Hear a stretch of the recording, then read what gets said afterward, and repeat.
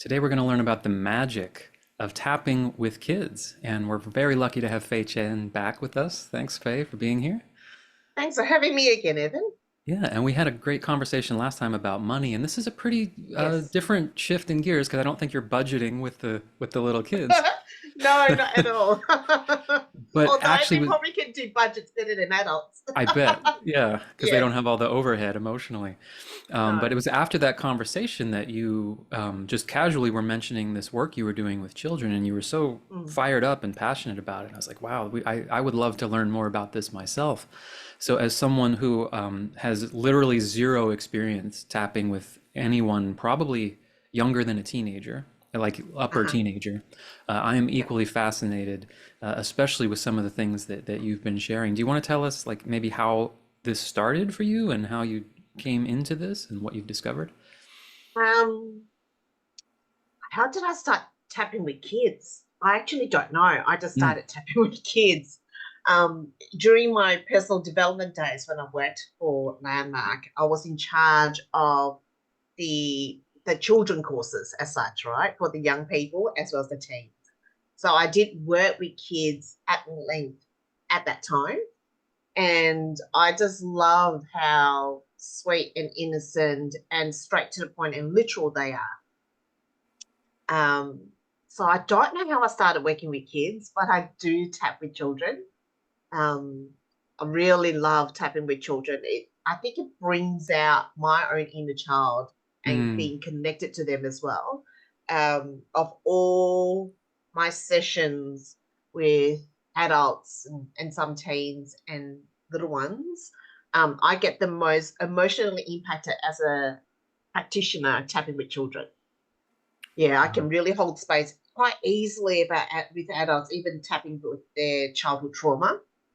But when I'm tapping with the child and they're actually telling me what's upsetting them or how they're seeing their parents' separation impact them, I mm. really feel for them. It really tugs at my heartstrings. And only because I've got a child myself.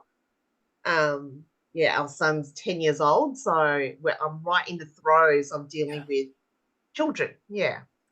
I think right out of the gate, it's really interesting for me to hear that it's what's the word? Impactful and possible to tap with kids on like what you might call those sort of more serious issues. You know, your parents are being separated. That's not just a Mm, lighthearted, fun mm, session. So you're really able to, which I think is so badly needed, use tapping the mm. way that we tend to as adults to really work through the stuff and probably save them years of needing to tap later on, perhaps as well. Yes, yes. I tapped with this, I wouldn't say, I'll say his age, between 8 and 12, right?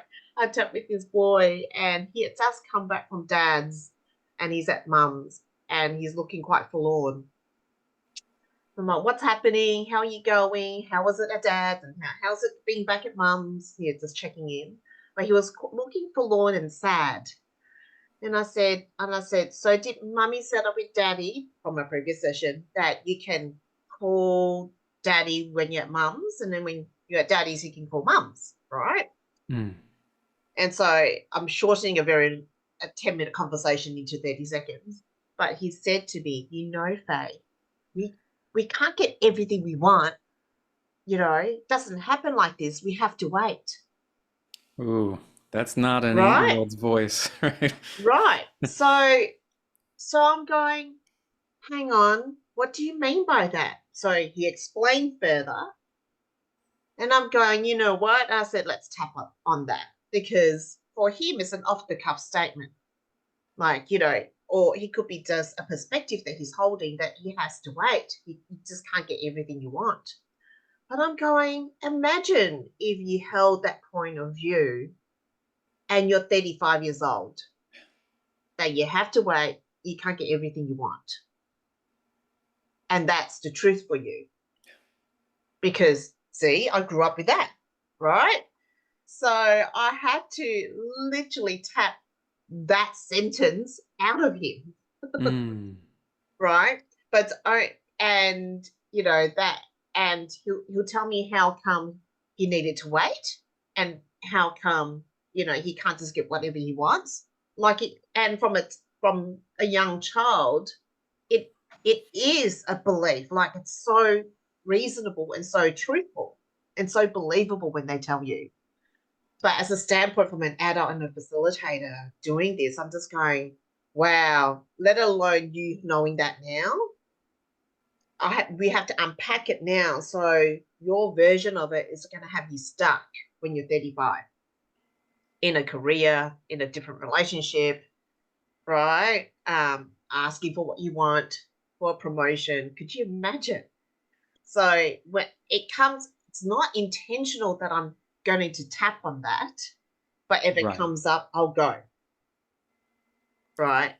Um, yeah, sometimes the parents will go, can you please tap with her on this, or can you please tap with him on this? And fine, I've got a topic to work with, and then I'll start digging and meandering. And usually something else comes up all at the same time. So I need to be quite flexible, but work on both at the same time.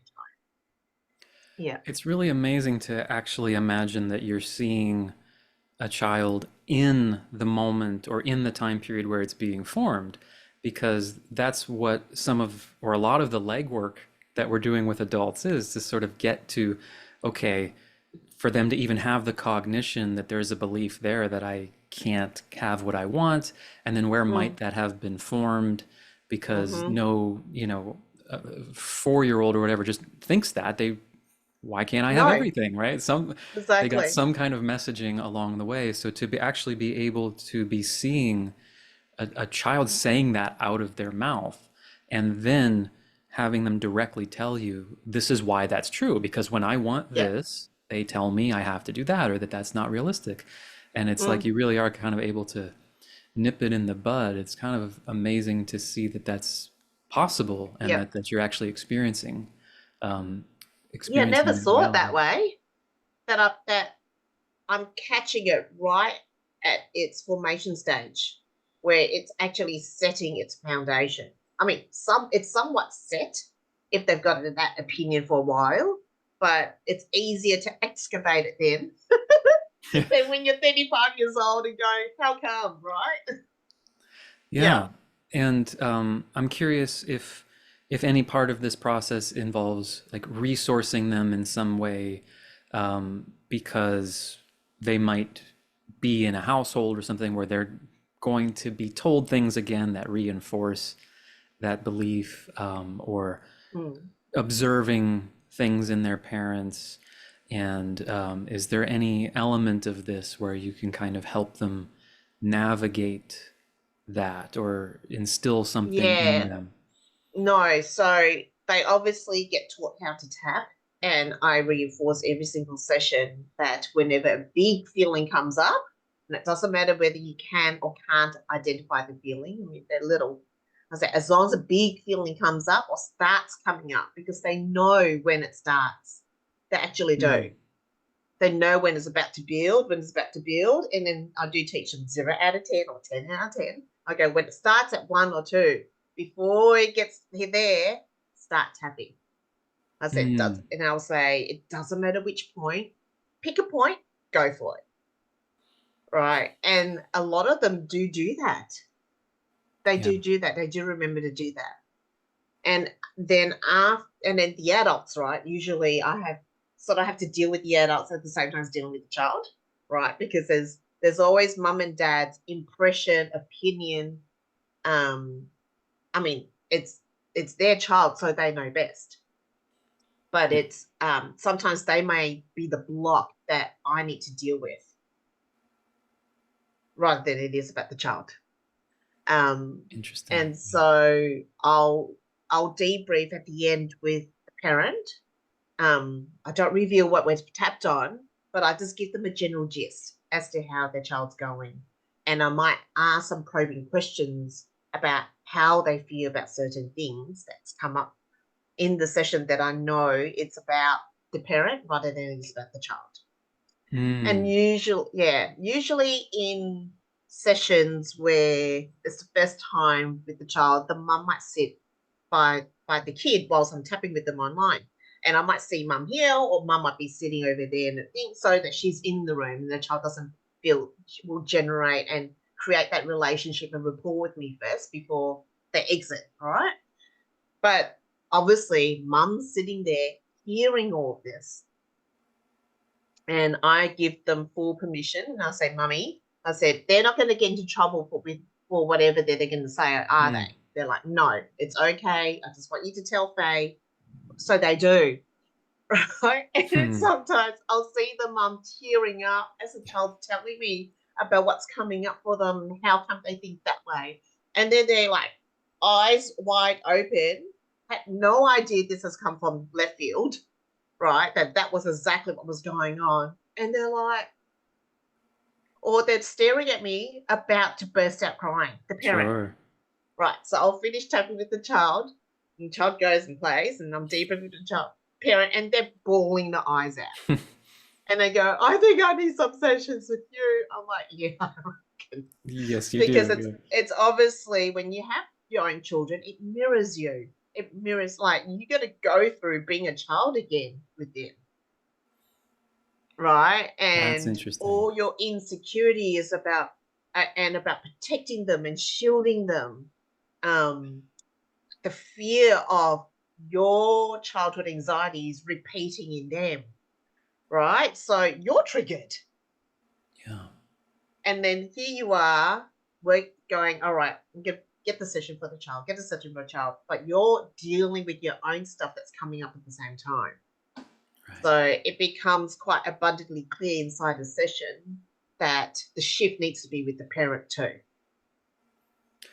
So is it most of the cases that you have them both there, parent and child, or always, or For the sometimes first session, first for the session? first session, and then afterwards, it's I give the child the prerogative, and I said, "Do you want mummy or daddy there, or do you want to tap with me by yourself?" Because sometimes with mum and dad there, they're a bit more censored as to what they Sure. say, and the freedom isn't there.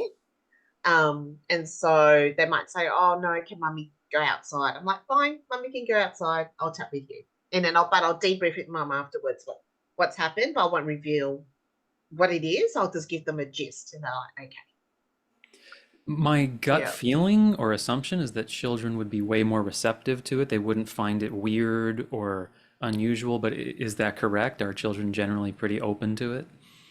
Very open to it. And because it is a somatic therapy, like, children still learn with their bodies.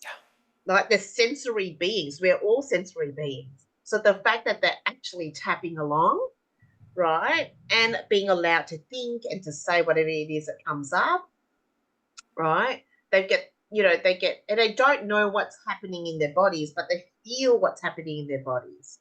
And they get permission to actually just say it. Inside the sessions, I do ask a lot more questions than I do with adults. Hmm. And I'll use my own intuitive wisdom and give them my experience.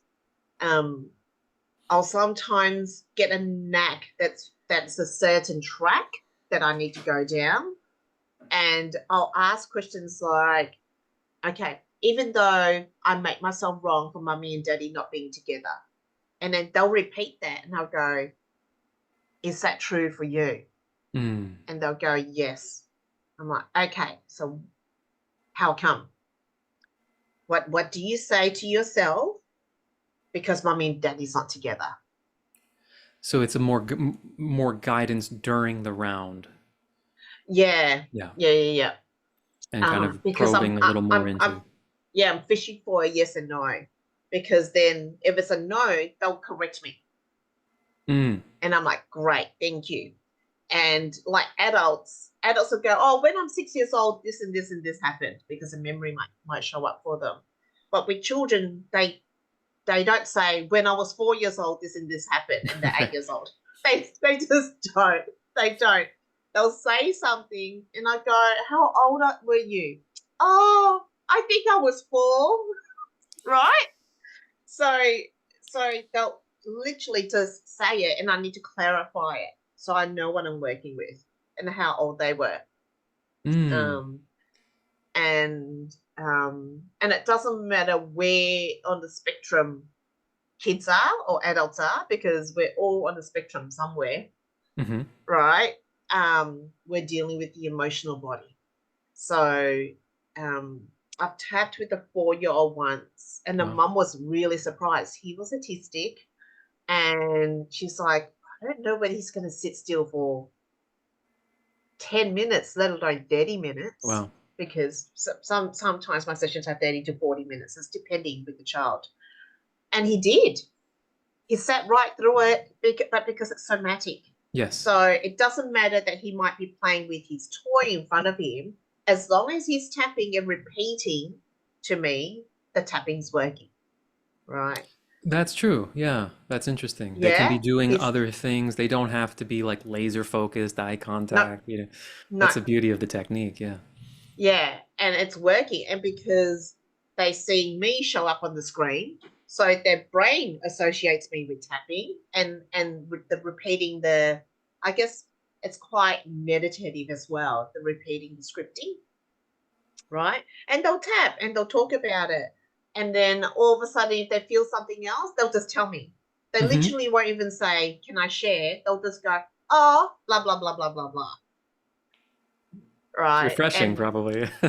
yeah, it is refreshing. It's very cute. There was this other, he was going to go into primary school. So we call it prep or foundation, um, which is they're 5 or 6 years old. It's the first year of primary school before first grade, right? And he needs to be fully toilet trained. Like everybody, well, hopefully is toilet trained. And but he refuses to go to the school toilets, Hmm. refuses to go to any public toilets except for the ones at home. And the mum's like, I don't know what's going on, right? He'll be at the beach or even use the beach toilets, will want to hold until they go home to go. So he goes, I don't know what's how comes. And I was tapping with him. It was so sweet. He tells me that the toilet starts flooding. And I'm like, what do you mean? He goes, and the handles are round. So my hands were wet and I couldn't get out. I'm like, okay, Mm. where? At Nonna's place. Ah, when was it at Nonna's place? This happened. He goes, I pressed the flush button and the water came out the toilet, and then my hands got wet and I couldn't get out. So he got trapped in the toilet with a flooding toilet at his grandmother's place. So Wow. he's petrified, traumatized in that incident, right? And Yeah. so I think one of his grandparents heard him screaming and came and opened the door for him, right? So the mum didn't know that was the incident. Mm. Hmm. Right. Had no idea that was the incident. So for him, he's only go to the ones that's safe for him to go to, which is the Hmm. ones at home, right? And then at kindergarten, which is the year before prep school, I think it was during, um, oh, it was one of the COVID years, and so they were teaching kids about germs and put bread into a plastic thing and let the mold grow on the bread and then show them a video of how there's germs in toilet as well. And the mum forwarded me the video. I said, can I please have a look at it so I know what the child's dealing with? And there's these, it's a very animated cartoon. There's all these germs on the video being flushed down the toilet. And I'm just going, oh dear, oh dear. So he's on top of being trapped in the loo. He's had that video played to him at school, at kinder, because, you know, health safety or cleanliness. So he sees Mm. mold growing in bread and then germs being flushed down the toilet in an animation. And as we all know, the subconscious don't differentiate reality or unreality at all. It's Hmm. all real. So he's like, add to that, he's petrified of toilets. Sure. Yeah, the things we don't realize that are just creating basically traumas for kids. We probably think it's some I cute know. germ video or something, and then Yeah. I So mean, yeah. yeah. I discovered it over 3, 4 sessions. Like it was just piecing it out, placing it, just asking, but allowing him the room just to say whatever he wanted to say Hmm. and for me to clarify it. Because I know as a parent, whatever my child says, I'll slant a yes or no, right or wrong bias to it. I'm the parent, right? And you're coming from a parental context. And it's really hard to be outside of that. And so I'm outside of that when I'm tapping with the child. And I do understand children, right? So, um, yeah, it's beautiful tapping with children. Well, what a lifesaver, because you can almost imagine the banging your head against the wall for those parents without some sort of tool like this, just trying to kind of dissect it with our minds, which, as we know, we unfortunately tend to do as adults. We're trying to like make Yeah. logical sense and try to like, well, explain to me, to a Mm, child. Meanwhile, really, it's the safety that's necessary of being in a space and doing something like tapping to get yourself calm and settled enough to feel like you can actually talk about this. And then, as always, it's actually very logical. His reasoning is, well, yeah, toilets are literally terrifying, awful places where mold grows and I get trapped and flooded. Like, you know, yes. that's his reality. Yeah. Exactly. And you think of it that way, you go, oh dear. Right, I'll be petrified going to the toilet too. And Right? then the compounding effect of possibly totally well-meaning parents saying, it's Mm, just the bathroom, like almost saying that your fear is silly, yes. or sub-communicating that because they don't know, they don't Yeah. know the context. So Yeah. that can almost add a layer of shame to like, okay, well, mom and dad are mad, and this Yes. that everyone's acting like this isn't a big deal. Yet why does Yeah. everyone think it's not a big deal that I was trapped in a full flood? It's kind of stunning Hmm. as you kind of describe this, and it's funny as you're describing it. I'm like, how obvious this seems that we should all be doing this when we were kids, and Mm. if we have kids. It's like, Yeah. And it's, I know a lot of people um, in the States and Canada and some in Europe are able to bring this into schools quite mm, easily. Um, and, there's a, for Australia, and I know there was on a Canadian podcast last year, and they work with children a lot, and they've got a program for kids in Canada. And they're like, we're trying to get it into Australia, but we're finding it difficult. I'm like, yeah, there's a lot of red tape. interesting. There's a Hmm. lot of red tape. And even though there's, Dr. Peter Stapleton's here at Bond University, That was my right, first in thought. She's there. Queensland. Yeah. Yep. And yet it's not really in the mainstream as yet. It should be, Yeah. Well, but red tape. Yeah. you keep spreading what you're doing, and Yeah. I think it's going to kind of catch on quickly. So how did you come to these sort of parameters and this intelligence you seem to have on the okay, like I have the parents there on one session, and some of these sort of strategies that did you just intuit them? Have you developed them over time? I've just intuit them really. Mm, Um,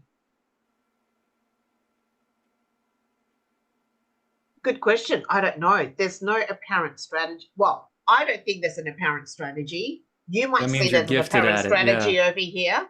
Yeah. Um, I just do it, right? But I'll know um where to go, where not to go, how to push for it, how not to push for it, what I can say to the parents, what I can't say to the parents. Mm, Um, and it works. And a lot of parents come to me as a last resort because they've tried mm, everything.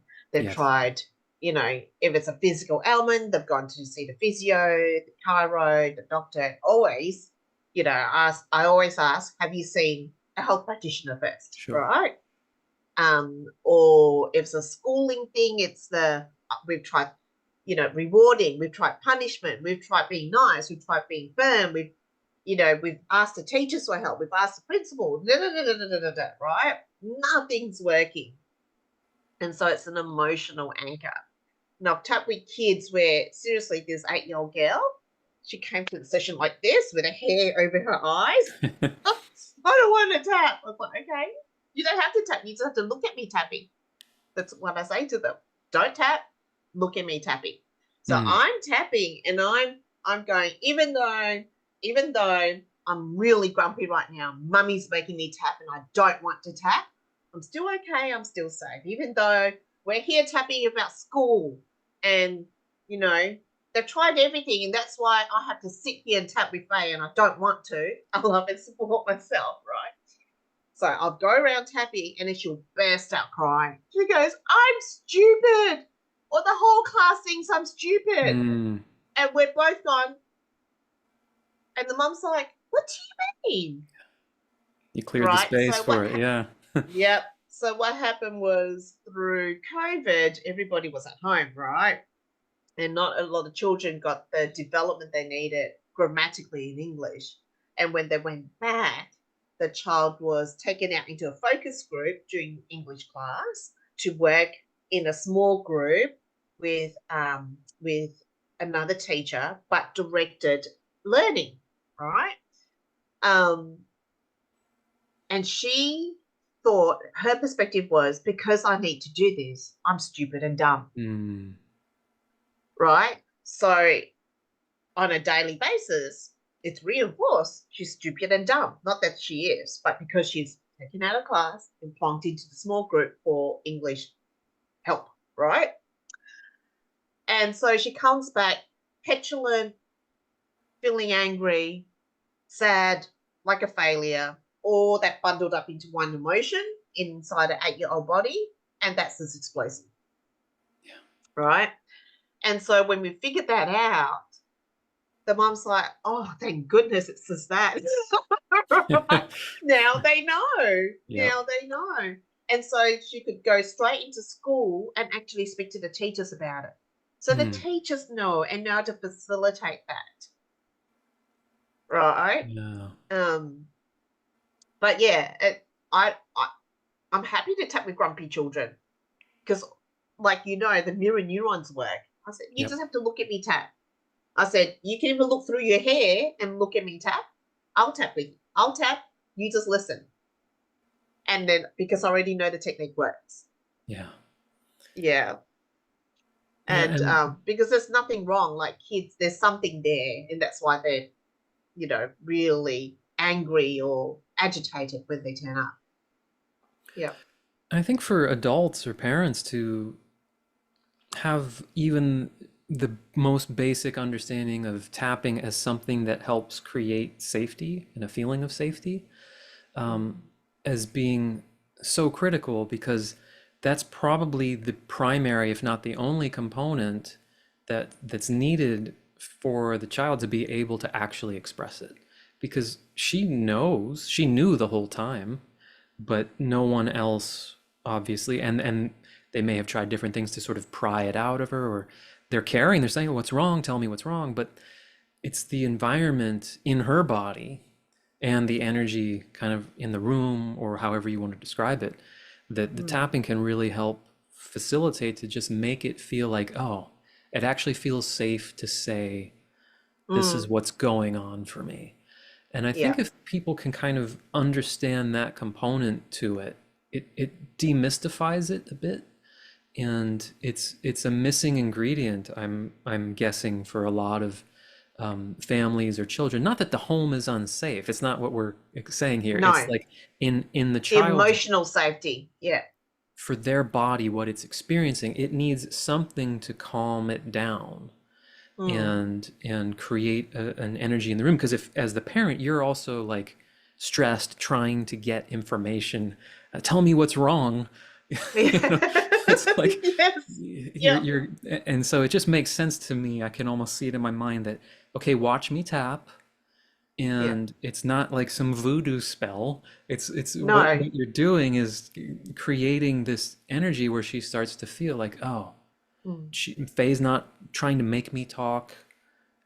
I'm actually allowed to just be. I'm allowed to not talk. I'm allowed to not tap. I'm allowed Yep. to just be as angry and scared as I feel right now, and no one is pushing back on it. Correct. and then it just kind of comes Yeah. out.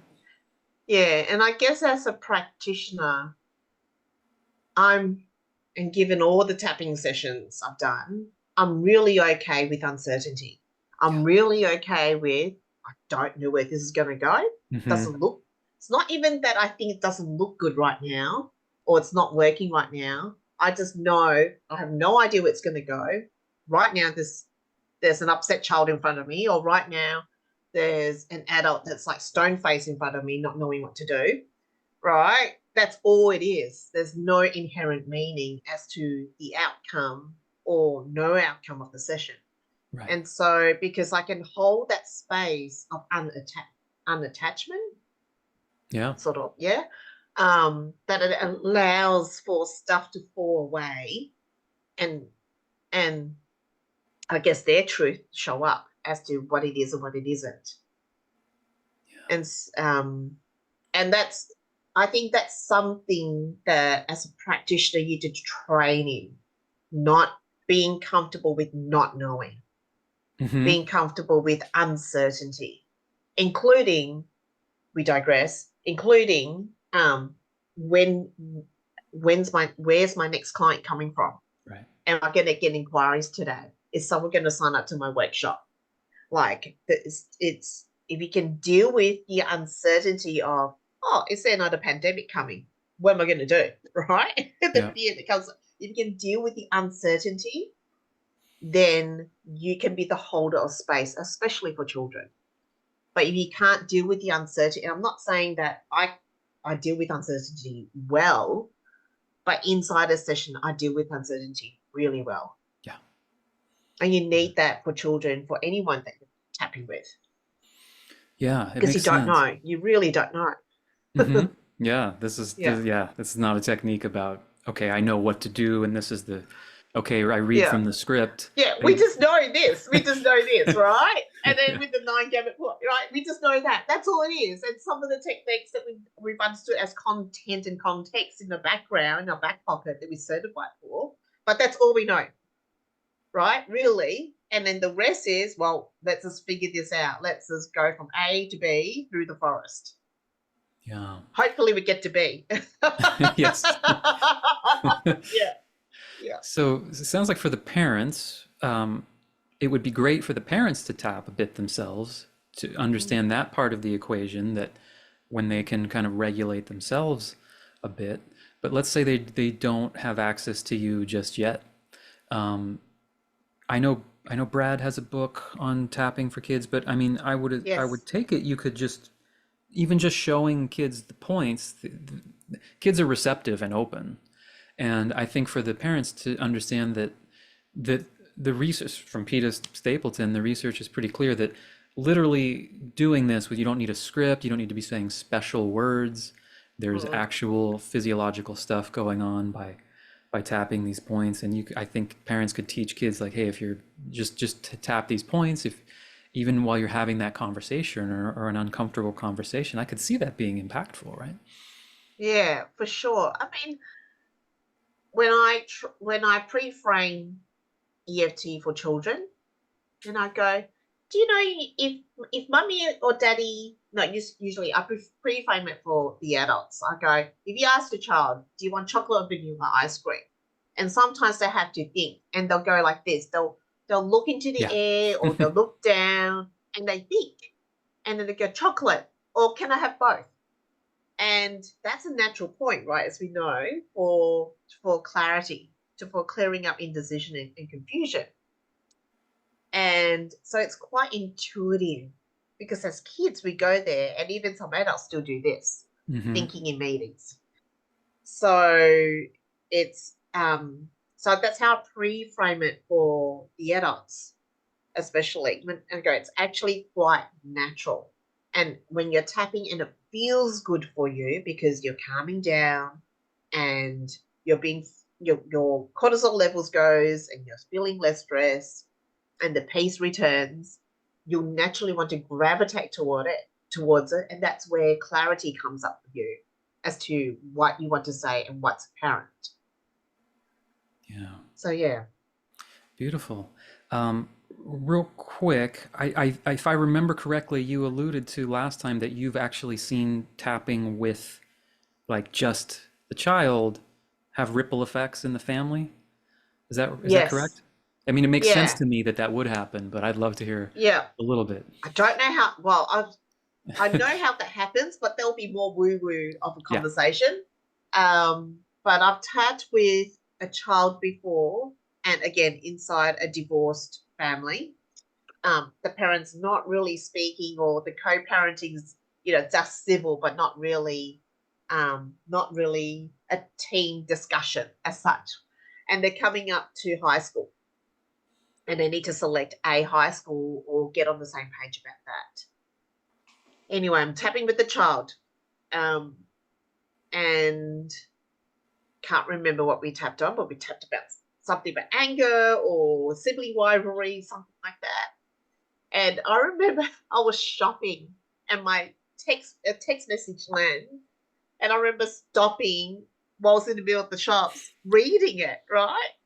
Because the mum's like, "Oh my gosh, I'm not sure what you did with," as I say, the child's name is John. "I don't know what you did with John, but the ex-husband just texted me about high school. He's entertaining the fact that I want John to go to this high school, not that high school, and he's willing to talk about it." Like, what happened? Mm-hmm. Right? All of a sudden, it cleared the line to dad, Yeah. and it opened up this communication between them. And it's been like that since. That he's Amazing. all of a sudden there's an opening there for him to just like be in conversation with the mum, because they're both bringing up this child, right? It started with the high school conversation, Hmm. and it was literally within 48 hours of tapping. With an adult, she was estranged. This adult client estranged from her family for about 4 years. Not a single word, being blocked on Facebook, blocked on phones, blocked, blocked, blocked. And I spent that one session tapping about um, her mother for her. And then 4 days later, the mum reaches out and invites her to her sister's 21st birthday party. Wow. It's like, shut the front door. Like, goodness me. It's like, but what? And she told me. I was like, no, your mum did not get in touch with you. She goes, yes, she did. I'm like, oh my goodness. Right. Mm. So stuff like that happens when you Yeah. shift to clearing, shift the energy, shift the thoughts, shift how you feel. It has this quantum effect, right? And people go, oh yes, there's all this energy, rah rah, fairy, airy thing, but there's actually a science in it, right? I'm not well read into it, but there is a science. Go look it up, right? Hmm. And so when that happens, it's quite miraculous, Yeah. quite beautiful. Yeah. Yeah. And it's And gobsmacking, right? It's like flabbergasting. It's like, oh my gosh, really? yeah. Yeah. And it's more fun to facilitate and see the results than worry about the science too much. Yeah, exactly. It's It's, like, it's like, it let it happen. works. Yep. Yeah, exactly. So Yeah. for every single parent who watches this who's going to want to do sessions with you and their kid, how are they do you do it over Zoom or do you have to be in the room to do this? No, I do it only on Zoom. Oh, interesting. Okay. I heard you say screen at one point and it's I was assuming it was in person for whatever reason. Oh, no, no, no, no, no, no. Yeah, with children as well as adults, all on Zoom. And all the results are from Zoom. Wow. So, they talk about energy fields converging and all that stuff that is like beyond my knowledge. It Hmm. works. It Yeah. works. So I've tapped with children in other states. I've tapped with adults in other countries, and it still shifts. It Oh yeah. still works. Yeah. Oh yeah. So we'll have the link to contact you for that. I am sure parents will be getting in touch with you Yeah. for that. Anything Yes. else you want to add? Um, oh, with kids, the beauty about tapping for kids is that then they're allowed to create and manifest how they want. Mm, beautiful. Right. I'll share two quick examples. One was with a child who had a real difficulty with his teacher. So I tapped with him about the teacher because it was causing a lot of friction in the school and with the parents, all that. Um, so I created a balloon in the session. I said, look, whenever you're upset, whatever it is, put your upset into the balloon at school and then let the balloon go visually. Okay? Put it into the balloon, let it go. So, but tapping and embedding that process with him. And so the next week I'm checking in, going, how did you go? Did you do your tapping? Yes, I did. Mm. And I said, so how was your teacher? Oh, she was all right. And I said, oh, I used a balloon with my teacher. I'm like, what did you do? Oh, I'm laughing. He said, well, she pissed me off, blah, blah, blah, blah. So what I did was, but during recess, I put it in the balloon and then I kicked it out to space visually, right? And I said, what happened after that? She was fine. And I just burst out laughing when he told me, right? He's just like, I just didn't like her, so I put it in the balloon and I kicked it out the space. It works for him. I mean, how powerful though for kids to have, or young adults to have something to do with their emotional energy. Yeah, Besides just exactly. store it in and just let that fester. And I mean, Yeah, we're really not exactly. taught like what to do with No, that. no. And then there was this other child. Oh, the first two sessions, it was really hard work. She gave me nothing. Like it was as if it wasn't okay for her to express.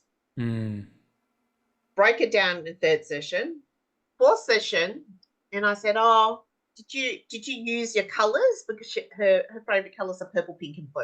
So I said, "Did you use your colors with the tapping?" And she said, "Yeah." She goes, "I created this wonderland where I go to when I need my power." I'm like, what do you mean by that? She goes, "Well, I was in English and we needed to write it's like a paragraph or a page on the story for their comprehension or not comprehension. I don't even know, whatever. Right? They needed to write a story. And she goes, well, I didn't know what to write about. So I went into that wonderland and in it there's unicorns, there's unicorn farts, there's a whole whatever I want happens in there happens. So it's her wonderland. Everything mm, that she wants happens in there. And she goes, that's where I got my power from. And then afterwards, I wrote a whole page about that wonderland. wow. I'm like, oh my goodness. So when I debriefed with the father, and I said, she knows how to manifest and create. Like that's a manifestation technique that she's utilized out of tapping, but it's given her the freedom just to create for herself. Wow. Right, in her own way that serves her, that she likes. So every single time she lacks power or she's sad or she's angry, she goes to the wonderland for her power, right? So it Beautiful. regulates and creates. I'm like, oh my goodness, and at 8 years old. Yeah, So it's actually pretty incredible. that is amazing. Well, thanks so Yeah, much for sharing all this, and I'm sure people are going to have more questions, and they can either, comment them on here. You'll see it. Or they can message you. We'll have the link to how to connect with you, and I'm excited to see sure. where this kind of develops for you as well, because this is like a much needed and very very powerful thing that you're doing. It is.